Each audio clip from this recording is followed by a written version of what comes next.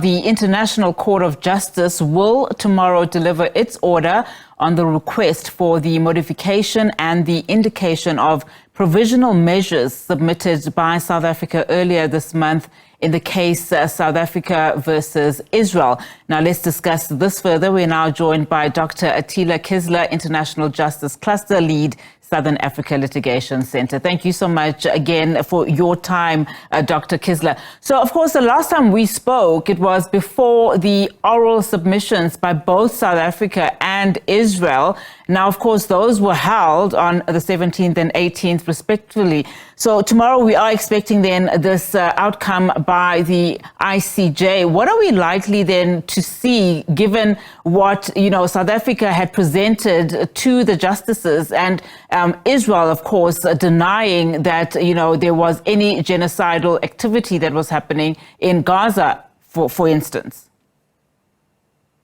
So it will be very interesting to see the outcome tomorrow. We've seen, again, strong submissions by the South African delegation with a strong reliance, again, on UN sources. The Israeli submission was one aspect. Focus was, of course, to undermine the South African contestations, and that there's no basis for any wrongdoing in terms of international law on the part of Israel. So it will be very interesting to see how the court will actually deal with the requests that were made by the South African delegation, especially in terms of the repeated request that Israel should cease its military operations in the Gaza Strip and withdraw its army from the entirety of the Gaza Strip. The court, in its previous decisions, has tried to avoid the request, or has not interacted or engaged with the request for cessation of military operations on the part of Israel, because it is a slippery slope for the court, because it then would have to decide make a decision within the legal regime of international humanitarian law, and it would have to justify why it is actually was approached in terms of the Genocide Convention, but now is actually speaking about rights and obligations that fall under the so-called Geneva Convention. So that will be very interesting to see. We have seen at the time of the latest order from the end of March that already 6 judges in their respective declarations have voiced that the court should actually pronounce a cessation or request a withdrawal of the Israeli forces from the Gaza Strip. So it will be interesting to see whether that group of judges was able to convince other judges at the courts. Now, of course, we saw for the first time that Egypt also, choosing to then, side with South Africa's case. I mean, how significant was that move by Israel?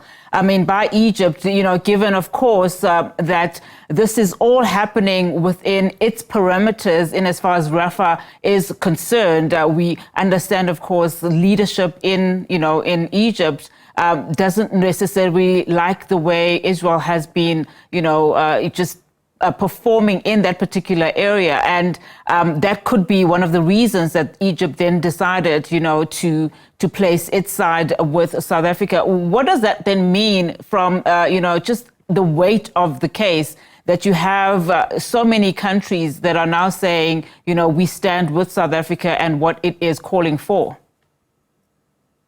I think it further emphasizes the importance of this case. Of course, it builds up further pressure on the court, but I'm convinced that the International Court of Justice can handle that pressure, and it actually adds to the quality of the judgments if more and more states are actually engaging with the court and making their submissions. So the decision by Egypt or other countries like Colombia to also join these proceedings it can just be beneficial for the truth-finding process, and also for the regime of international criminal justice in this context.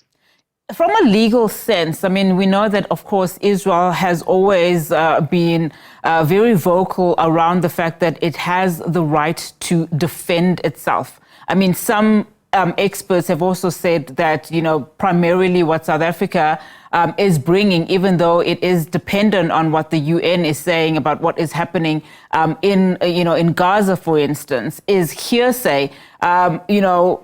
Israel has maintained that it has the right to defend itself. And of course, we know that, the ICJ's provisional measures that were ordered early on in the year have also not been adhered to. I mean, to what extent then will the court, deem it necessary for Israel to stand its ground in terms of defending itself, even though we know that, the death toll continues to rise on a daily basis? I think one point that needs to be clarified in this context is even if there is a right to self-defense, that right to self-defense has certain limitations, and limitations of necessity and proportionality. And what we have seen from the reporting from the UN institutions and other credible sources is that the conduct by Israel has not been proportional, or most likely not been proportional or covered by the principle of necessity. So that will be the first point. And the second point is, of course, Israel tried to argue that also in its submissions from last week that it is acting within the confines of the law. And in that regard, whilst it won't have most likely not a direct impact on the decision by the ICJ, it is quite telling that the decision by the ICC prosecutor actually directly speaks to submissions made by Israel in this context, especially when we speak about the closure of the border crossings or the facilitation of humanitarian aid into Gaza, and actually tells us the story that Israel was not acting within the confines of international law. I mean, we of course know that, the ICJ has a lot to weigh in terms of, both sides. But what is, of course, interesting is what we're hearing from experts, especially saying that whatever the ICJ court enforces needs then to be adhered to, by any country for that matter. But there are some who say that, the ICJ doesn't necessarily have the power to make sure that its orders are implemented. I mean, how difficult then does this become, particularly as you want the situation in Gaza to at least come to a point where there are safe passages for these humanitarian aids to then, enter the country? Of course, enforcement is a big issue in terms of the provisional measures of the court and the decisions by the court, because the court, the ICJ, doesn't have its own enforcement authority. However, granting these orders, and if we see further provisional measures, they will continue to increase the pressure on Israel, and not only on Israel, but also on its allies and states that have been providing or are providing Israel with arms, military support, or financial support. And one can only hope that the pressure that's building up also on the allies will transfer to the decision-making process of the Israeli authorities.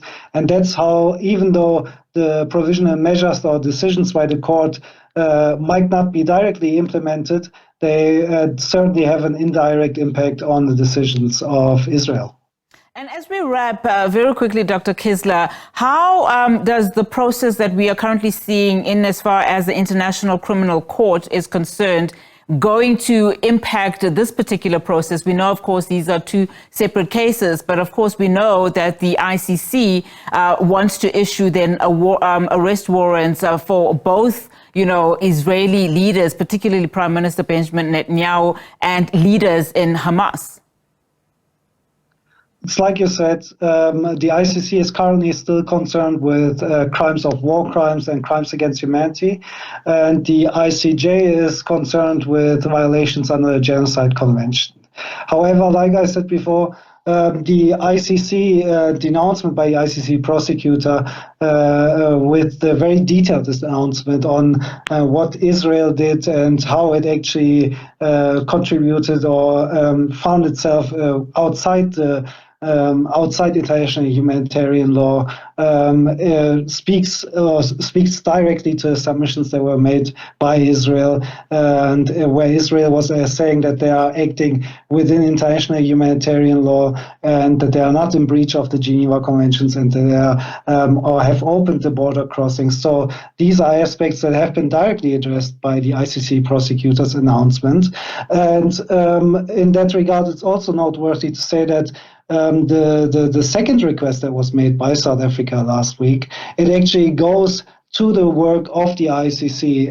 If the court should decide to grant that second request, which is about facilitating access for humanitarian aid, but also access for fact-finding missions, internationally mandated bodies or officials or investigators. So if we speak about the ICC, certainly its officials fall under those definitions of an investigator or internationally mandated officials. So that could grant the ICC further access into Gaza, and that will certainly inform the ongoing investigations at the International Criminal Court. Well, thanks so much for that clarity, Dr. Kisla, and also, of course, thank you so much for unpacking this all for us. Dr. Atilla Kisla, the International Justice Cluster Lead, Southern Africa Litigation Center.